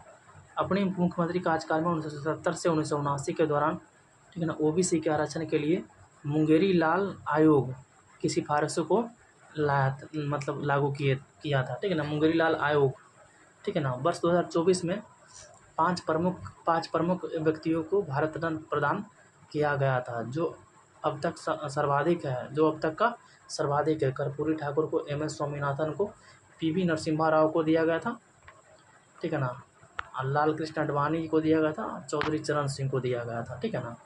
2024 में 5 लोग को दिया गया था, कर्पूरी ठाकुर को, MS स्वामीनाथन को, PV नरसिम्हा राव को, लाल कृष्ण आडवाणी को, चौधरी चरण सिंह को दिया गया था, ठीक है ना। कोयना बांध किस राज्य में स्थित है? तो कोयना बांध जो है महाराष्ट्र में स्थित है, ठीक है ना। कोयना बांध महाराष्ट्र में स्थित है। कोयना बांध महाराष्ट्र के सबसे बड़ा बांध है। कोयना बांध कोयना नदी पर बनाया गया यह मलबा कंक्रीट बांध है, ठीक है ना। कोयना नदी पश्चिमी घाट में स्थित महाबलेश्वर मतलब से निकलती है, ठीक है ना, महाबलेश्वर से निकलती है। कोयना कृष्णा की सहायक नदी है। कोयना किसकी सहायक नदी है? कृष्णा की सहायक नदी है, ठीक है ना। कोयना बांध जल विद्युत परियोजना के लिए प्रसिद्ध है। अनुच्छेद 21 का संबंध किससे है? अनुच्छेद 21 का संबंध है प्राण एवं दैहिक स्वतंत्रता का अधिकार, ठीक है ना, बी नंबर ऑप्शन। अनुच्छेद 21 का संबंध प्राण एवं दैहिक स्वतंत्रता से अधिकार से है। अनुच्छेद 21 जीवन का व्यक्तिगत स्वतंत्रता को सुरक्षा का अधिकार के अनुसार किसी भी व्यक्ति को विधि द्वारा स्थापित प्रक्रिया के अतिरिक्त उनके जीवन और व्यक्तिगत स्वतंत्रता के अधिकार से वंचित नहीं किया जा सकता है। भारतीय संविधान के भाग 3 में अनुच्छेद 12 से 35 तक मूल अधिकारों का चर्चा है। 12 से 35 तक मूल अधिकारों का चर्चा है। वर्तमान संविधान में 6 प्रकार के मौलिक अधिकार की चर्चा है, ठीक है ना। समता का अधिकार 14 से 18, ठीक है। स्वतंत्रता का अधिकार 19 से 22, शोषण के विरुद्ध का अधिकार 23-24, धार्मिक स्वतंत्रता का अधिकार 25 से 28, संस्कृति एवं शिक्षा संबंधी अधिकार 29-30, संवैधानिक उपचारों का अधिकार 32, ठीक है। पहाड़ों पर जल उबलता है, ठीक है ना, समुद्र के तल से कम ताप पर उबलता है। पहाड़ों पर जल समुद्र के तल से कम ताप पर उबलने लगता है। समुद्र तल पर जल का क्वथनांक 100 डिग्री सेंटीग्रेड होता है, जिस पर जल उबलने लगता है। इसके विपरीत पहाड़ों पर दाब कम होने के कारण जल का क्वथनांक घट जाता है, 100 डिग्री सेंटीग्रेड से कम हो जाता है, ठीक है ना, और वह कम ताप पर उबलने लगता है। इस प्रकार प्रेशर कुकर को दाब बढ़ने पर जल का क्वथनांक बढ़ जाता है, ठीक है ना, बढ़ जाता है, जिससे जल की गुप्त ऊष्मा का मान बढ़ जाता है, फलस्वरूप खाना जल्दी पक जाता है। इसके विपरीत पहाड़ों पर दाब कम होने के कारण क्वथनांक घट जाता है और खाना देरी से पकता है, यह पकने में कठिनाई होती है। दाब कम होने के कारण ही जब कोई व्यक्ति पहाड़ पर चढ़ता है तो उसके नाक में खून आने लगता है, क्योंकि उस समय व्यक्ति का आंतरिक दाब बाह्य दाब से अधिक होता है, ठीक है ना। अधिक ऊंचाई पर जाने पर दाब कम होने के कारण ही वायुयान से यात्रा करते समय पेन की स्याही बाहर निकलने लगती है। आधुनिक भारत का प्रथम पुरुष किसे कहा जाता है? आधुनिक भारत का प्रथम पुरुष किसे कहा जाता है? राजा राम मोहन राय को, ठीक है ना। आधुनिक भारत का प्रथम पुरुष राजा राम मोहन राय को कहा जाता है। राजा राम मोहन राय का जन्म 1774 ईस्वी में राधा नगर नामक बंगाल के एक गांव में हुआ था, ठीक है ना। राजा राम मोहन राय ने अपने जीवन में अरबी, फारसी, अंग्रेजी, ग्रीक, हिब्रू आदि भाषाओं का अध्ययन किया था। पूंजीवादी अर्थव्यवस्था का मूल सिद्धांत क्या है? पूंजीवादी अर्थव्यवस्था का मूल सिद्धांत क्या है जी? प्रतिस्पर्धा, ठीक है ना। इंदर लाभ का देखते हैं 54 में क्या है? 54 का भी प्रतिस्पर्धा है ना, प्रतिस्पर्धा ही होगा। प्रतिस्पर्धा। देखिए, पूंजीवादी अर्थव्यवस्था का मूल सिद्धांत मालाबार गला काट प्रतिस्पर्धा है। पूंजीवादी अर्थव्यवस्था एक आर्थिक प्रणाली है जो वस्तुओं और सेवाओं के उत्पादन और वितरण के साधनों के निजी स्वामित्व की विशेषता है। पूंजीवादी अर्थव्यवस्था में व्यक्ति और व्यवसाय अपने स्वयं के आर्थिक निर्णय लेने के लिए स्वतंत्र हैं और बाजार आपूर्ति और मांग के आधार पर वस्तुओं और सेवाओं की कीमतें निर्धारित करता है। ठीक है ना। पूंजीवादी अर्थव्यवस्था में सरकार की भूमिका आमतौर पर बाजार को विनियमित करने और निजी संपत्ति अधिकारों की रक्षा करने तक सीमित है। पूंजीवादी अर्थव्यवस्था में व्यवसायों के लिए लाभ प्राथमिक प्रेरणा है और प्रतिस्पर्धा को नवाचार और दक्षता के लिए प्रेरक शक्ति के रूप में देखा जाता है। पूंजीवादी अर्थव्यवस्था की दो प्रमुख विशेषताएं, ठीक है ना। निजी संपत्ति, मुक्त बाजार, लाभ का मकसद, गलाकार प्रतियोगिता, प्रतिस्पर्धा, सरकार का सीमित अधिकार, उपभोक्ता, श्रम विभाजन आदि। विश्व के अधिकांश विकसित देश में पूंजीवादी अर्थव्यवस्था है। अमेरिका में पूंजीवादी है, जापान में पूंजीवादी है, यूके में पूंजीवादी है, सिंगापुर में भी पूंजीवादी है। ठीक है ना।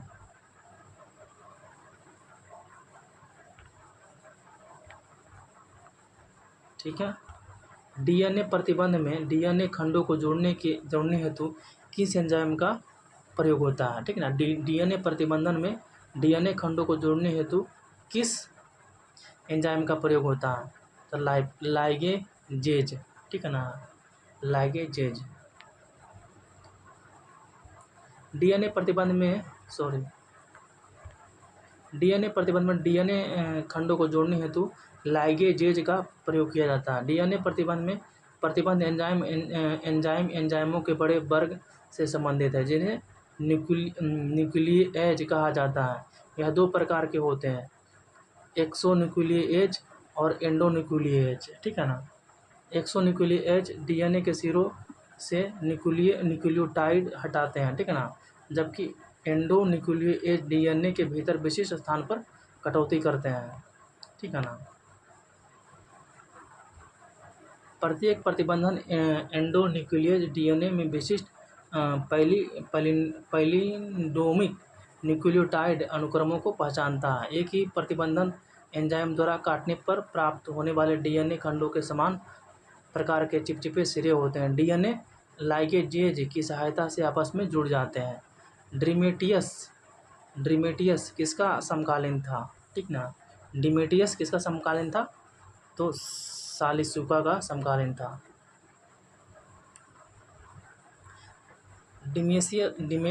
डिमेट्रियस मौर्य शासक सालिसुका के समकालीन था। ठीक ना।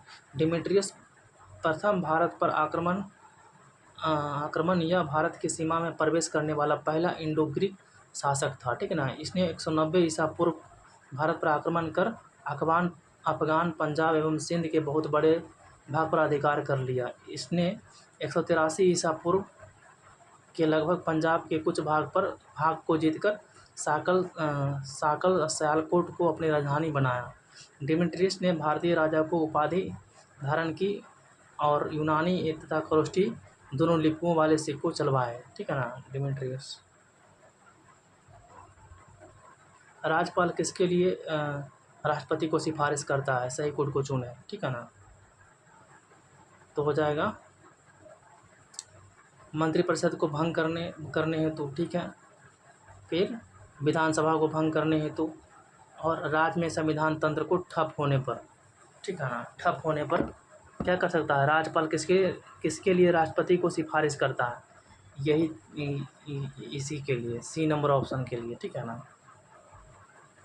देखिए, राज्यपाल राष्ट्रपति को निम्नलिखित विषयों पर सिफारिश कर सकता है। मंत्रिपरिषद को भंग करने हेतु, विधानसभा भंग करने हेतु, राज्य में संविधान तंत्र ठप होने हेतु। अनुच्छेद 356 के तहत ये होता।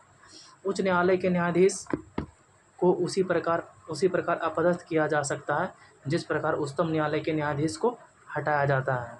ठीक है ना।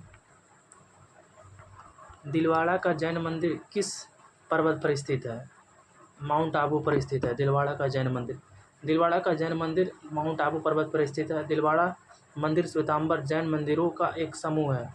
चालुक्य तथा सोलंकी वंश के शासक भीमप्रथन के मंत्री सेनानायक विमल शाह ने 11वीं सदी से 13वीं सदी के दौरान दिलवाड़ा जैन मंदिर का निर्माण करवाया था। ठीक है ना।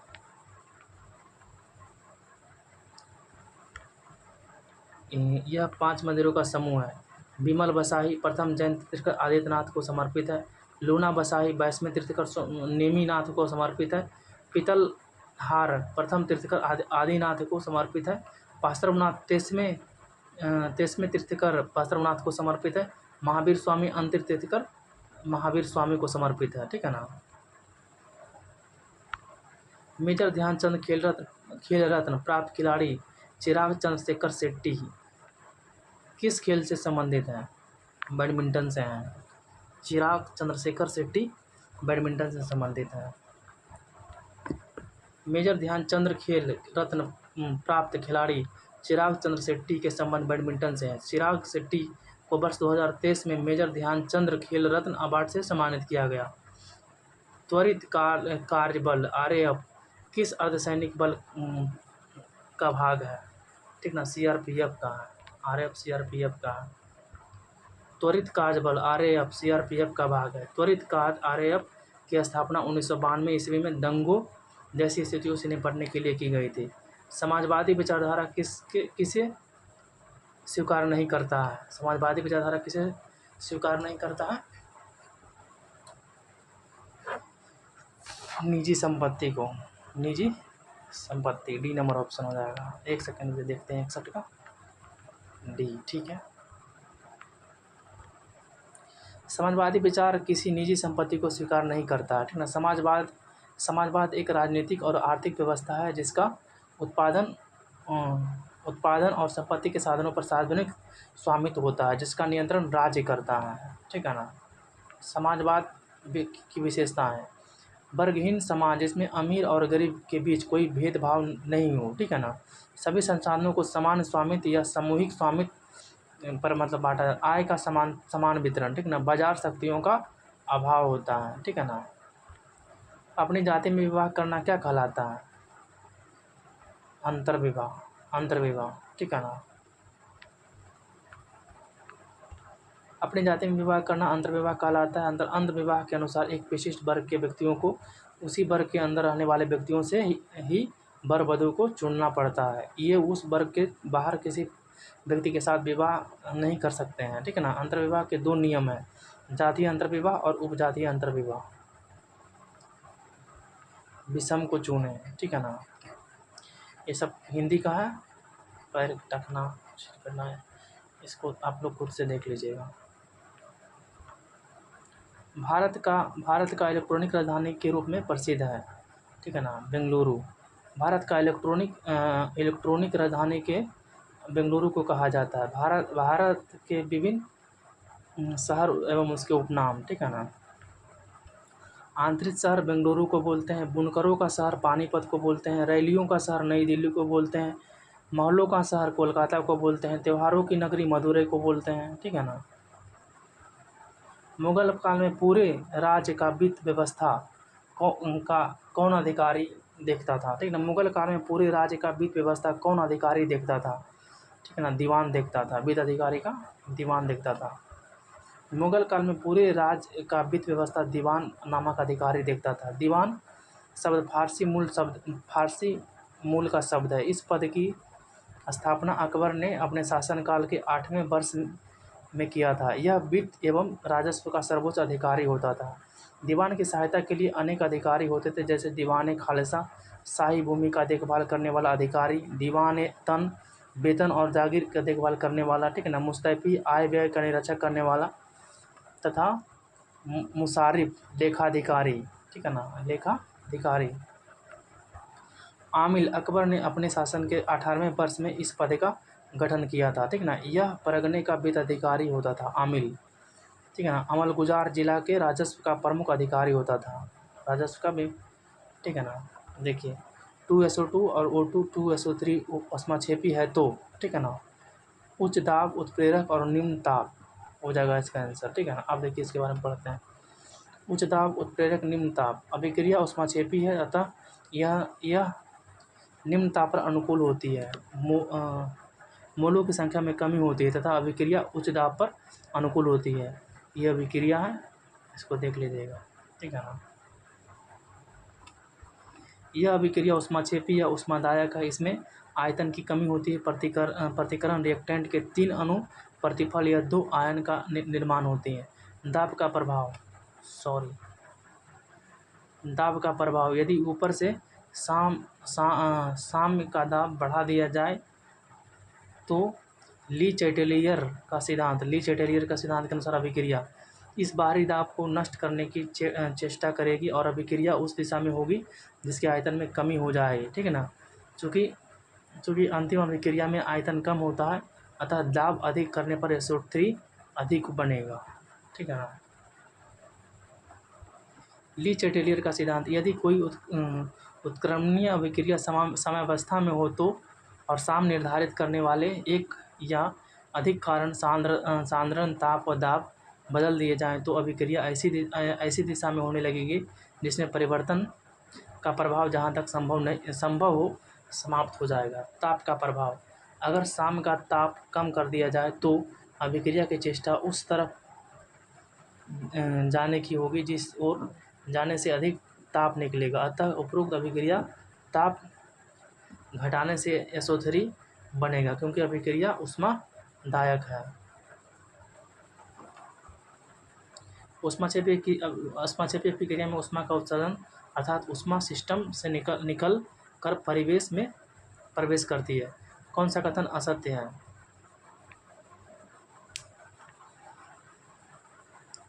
तो देखिए कौन सा कथन असत्य है। C नंबर असत्य है।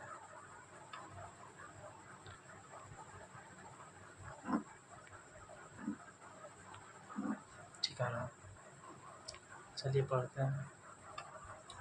मिश्रण 2 या 2 से अधिक पदार्थों के रासायनिक संयोजन से बनता है, ये कथन असत्य है। ठीक है ना। यौगिक 2 या 2 से अधिक तत्व निश्चित अनुपात में रासायनिक संयोग से बनता है एवं उसे उचित रासायनिक विधियों द्वारा 2 या 2 से अधिक सर्वथा भिन्न गुणों वाले पदार्थों में विभक्त किया जा सकता है। यौगिक का संगठन हमेशा निश्चित होता है जिसके भौतिक एवं रासायनिक गुणधर्म उसके घटक तत्वों के गुणधर्म से भिन्न होता है। ठीक है ना। आगे बढ़ते हैं। किसी भौतिकी घटकों को रासायनिक या विद्युत रासायनिक अभिक्रियाओं द्वारा पृथक किया जा सकता है लेकिन भौतिक विधियों द्वारा नहीं। मिश्रण वह अशुद्ध पदार्थ या 2 या 2 से अधिक शुद्ध पदार्थों को के किसी भी अनुपातिक नियम को पूरा किए बिना रासायनिक संयोग से मिलता है तथा जिसके अवयवी पदार्थों को सरल यांत्रिक व भौतिक विधियों द्वारा पृथक किया जा सकता है। ठीक है ना। वायु कई गैस धूलकणों का मिश्रण, समुद्री जल कई लवणों का मिश्रण है जिसमें सोडियम क्लोराइड का प्रमुख तत्व है। मिश्रण के अवयवी पदार्थों की प्रकृति तथा बने मिश्रण के गुण एवं संगठन के आधार पर समांगी और असमांगी मिश्रणों में विभाजित कर सकते हैं। ठीक है ना। सैडल पीक किस द्वीप पर अवस्थित है? सैडल पीक उत्तरी अंडमान में अवस्थित है। ठीक है ना। सैडल पीक उत्तरी अंडमान द्वीप पर अवस्थित है। इसकी ऊंचाई 732 मीटर है। ठीक है ना। यह अंडमान निकोबार द्वीप समूह का उच्चतम बिंदु है। ठीक ना। सैडल पीक नेशनल पार्क से घिरा हुआ है। लैंगरहैंस द्वीप किस अंग का भाग है? लैंगरहैंस द्वीप अग्नाशय का भाग है। लैंगरहैंस की द्वीपिका अग्नाशय का भाग है। ठीक ना। लैंगरहैंस की द्वीपिका की खोज पॉल लैंगरहैंस नामक, ठीक है ना, चिकित्सा शास्त्री द्वारा 1869 ईस्वी में किया गया था। ठीक है ना। इनमें 3 प्रकार की कोशिकाएं अल्फा बीटा गामा होती है। अल्फा कोशिकाओं को ग्लूकागॉन हार्मोन, बीटा कोशिका से इंसुलिन हार्मोन तथा गामा कोशिका से सोमैटोस्टेटिन नामक हार्मोन का स्त्राव होता है। ठीक है ना। ये रीजनिंग वाला खुद से कर लीजिएगा। मिथाइल ऑरेंज के संदर्भ में सत्य है। ठीक है ना। अम्ल में लाल, क्षारक में पीला। ठीक है ना। अम्ल में लाल, क्षारक में पीला। ठीक है ना। मिथाइल ऑरेंज अम्ल में लाल हो जाता है। ठीक है ना। और गुलाबी तथा क्षारक में पीला हो जाता है। ऑरेंज मिथाइल का आणविक सूत्र जो होता है ये होता है। ठीक है ना। ठीक है। इसका pH रेंज होता है 3.1 से 4.4 होता है। इसका उपयोग अम्ल एवं क्षार के अनुमापन के लिए एक संकेतक के रूप में किया जाता है। ठीक है ना। मिथाइल ऑरेंज का लोकसभा में विपक्षी नेता का दर्जा प्राप्त करने हेतु कितने सीटें की आवश्यकता होता है? लोकसभा का 10वां हिस्सा। ठीक है ना। लोकसभा का 10वां हिस्सा। लोकसभा में विपक्षी नेता का दर्जा प्राप्त करने हेतु लोकसभा के कुल सीटों का 10वां हिस्सा 55 सीट प्राप्त होना चाहिए, ठीक है ना। वर्तमान में लोकसभा में कुल सीटों का 543 है, ठीक है ना। ठीक है,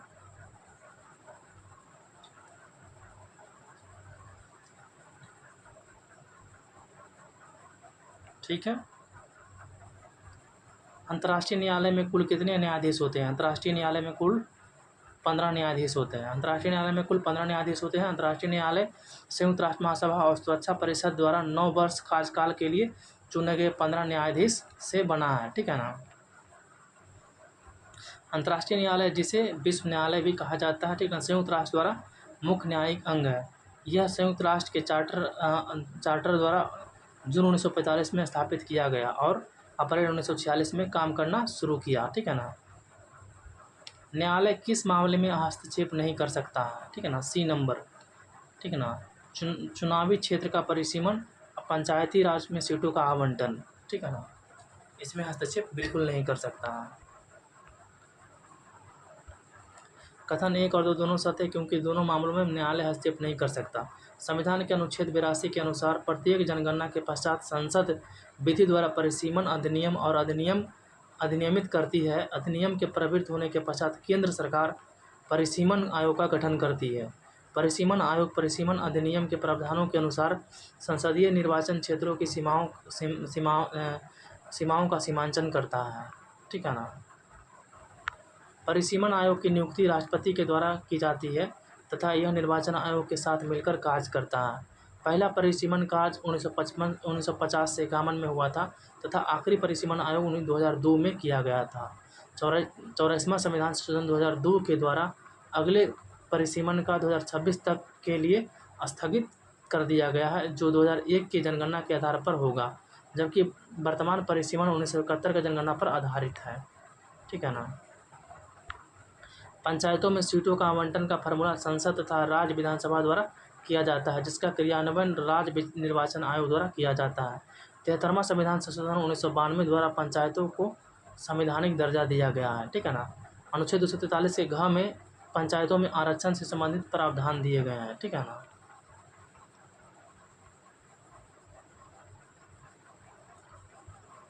अनुसूचित जाति और जनजाति व महिलाओं को आरक्षण देना अनिवार्य है।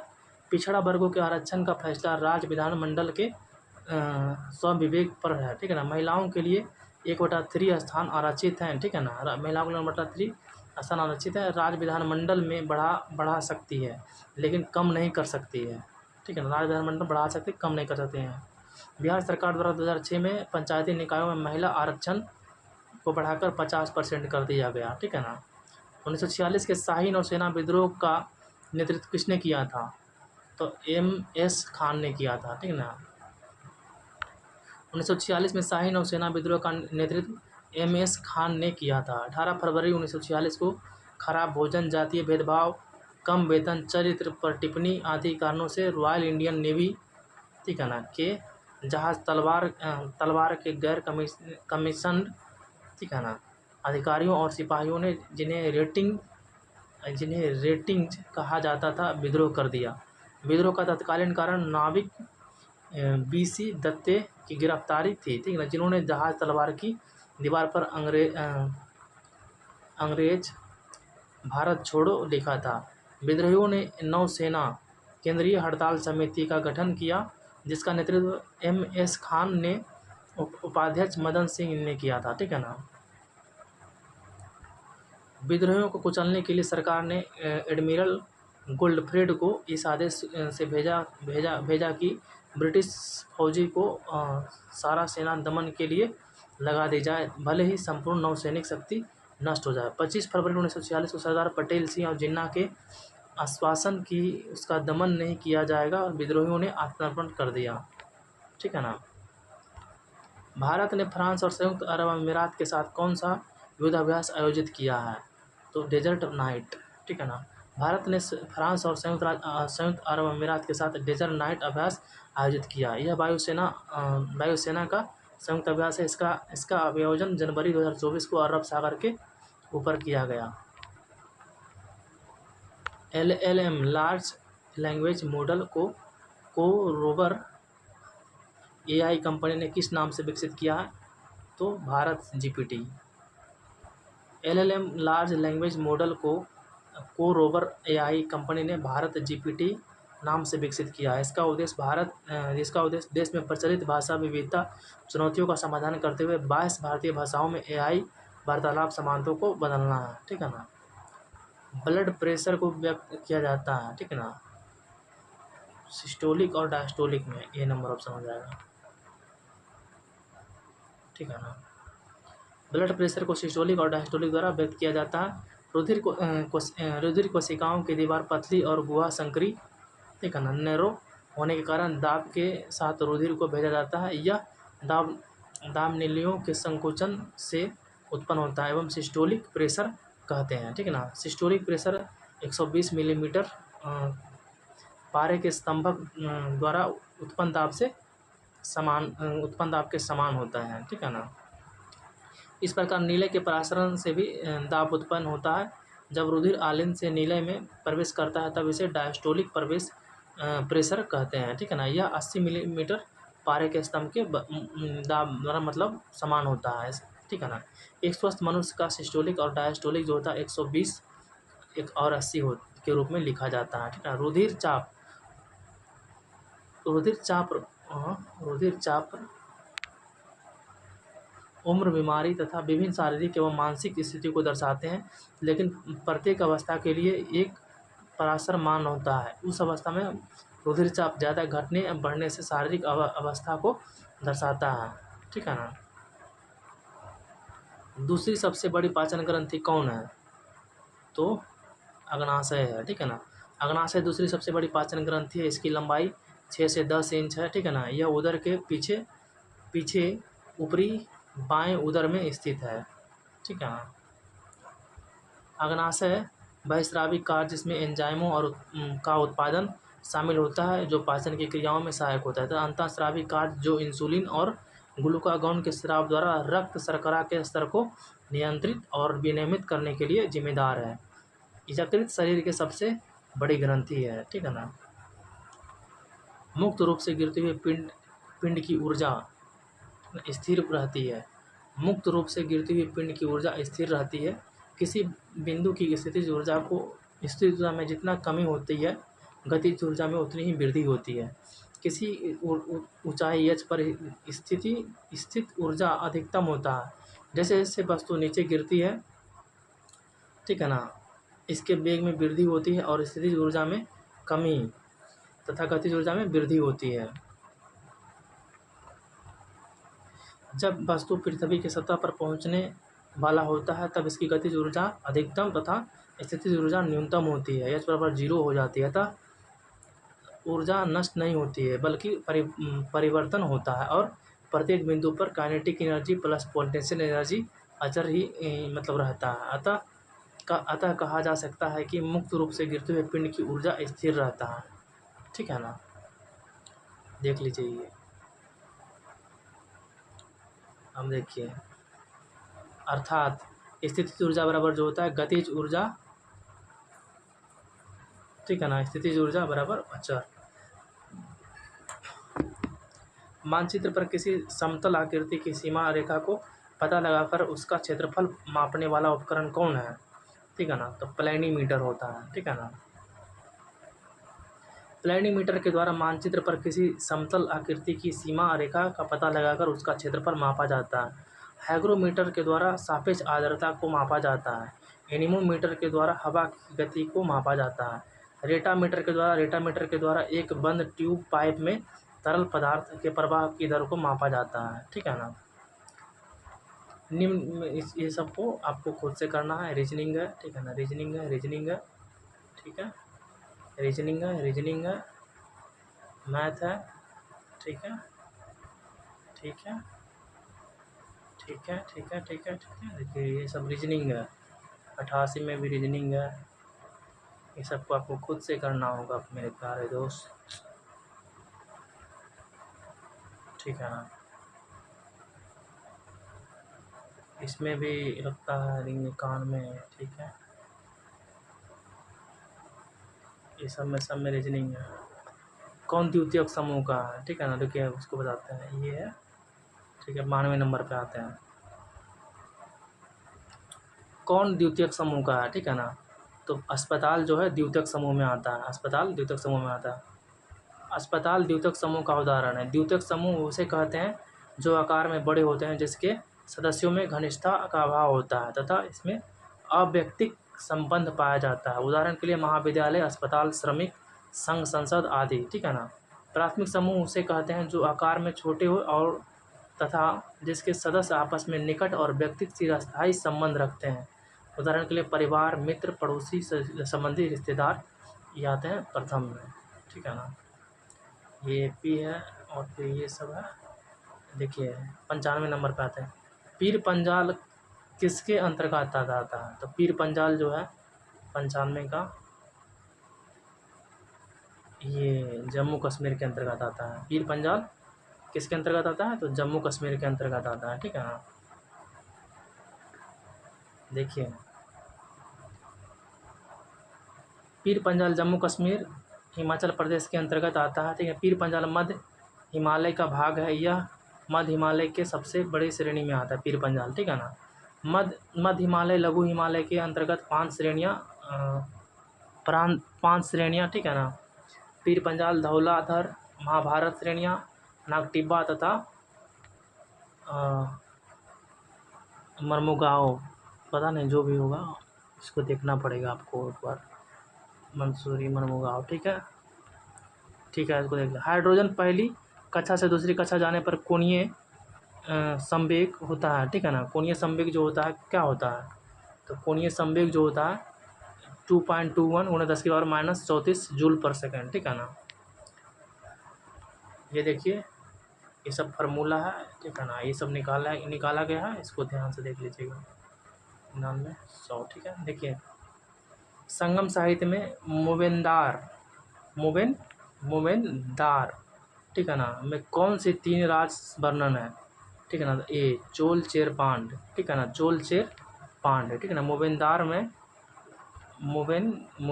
में चोल, चेर, पांड्य, ठीक है ना। संगम साहित्य में वर्णित मोवेनदार का संबंध चोल, चेर, पांड्य राजवंश से है, ठीक है ना। चलिए 100 क्वेश्चन हो गया, ठीक है ना। आप लोग इसको मतलब बार बार देखें, ठीक है ना। और देखिए हम अच्छा खासा मेहनत करते हैं, ठीक है ना, तो थोड़ा सा मेरे चैनल को थोड़ा सा सपोर्ट करिए, ठीक है, ठीक है ना। थोड़ा लाइक, सब्सक्राइब और थोड़ा जहाँ पे भी आपको ख़राब लगे, कुछ भी लगे तो आप हमको कमेंट करिए, ठीक है ना, और थोड़ा सपोर्ट करिए चैनल को, ठीक है, ठीक है। तो फिर ओके।